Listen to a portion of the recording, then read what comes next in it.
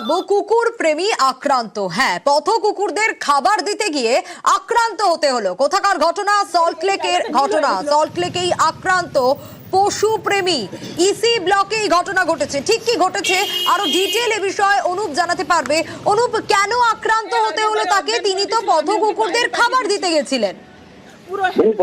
খাবার দেখা কেন্দ্র করেই কিন্তু একেবারে গন্ডগোলের সূত্রপাত। সল্টলেক যে ইসি ব্লকের কেন্দ্রীয় সরকারি আবাসনেই কিন্তু আক্রান্ত মহিলা, এমনটাই দাবি।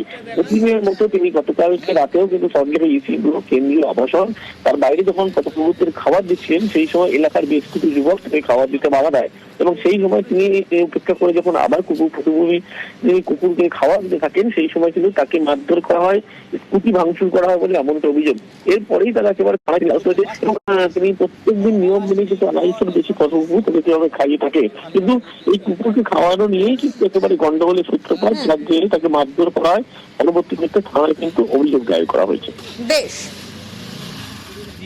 আপনি এই খাবার দেন বলে আমরা আমার বাচ্চাদিকে কামড়াতে আসে, বলেন তাহলে কামড়ালে আপনাকে দেখতে হবে। সব 20-25টা বাবা ছেলে এসে মানে হাতে এরকম করে এই যে দেখুন মোবাইলটা আমার ধরে এরকম করে কাতারে ফেলে দিল। মারবার লেগে সব একদম মানে রাক্ষসের মতো দৌড়ে এসে সেক্রেটারি আরো আমাদের এখানে সোসাইটিতে যত লোক আছে সবাই কমসে কম 20-25 জন লোক আমাকে শুধু স্ট্রে ডগকে খাওয়াই বলে আমাকে আজকে এই পরিস্থিতি। আমি গেটের বাইরে দৌড়ে এসেছি। দাদার মতো মানুষকে পর্যন্ত মারছে সবাই মিলে। প্রত্যেকটা বাচ্চাকে আমার মেরেছে, সবাইকে মেরেছে।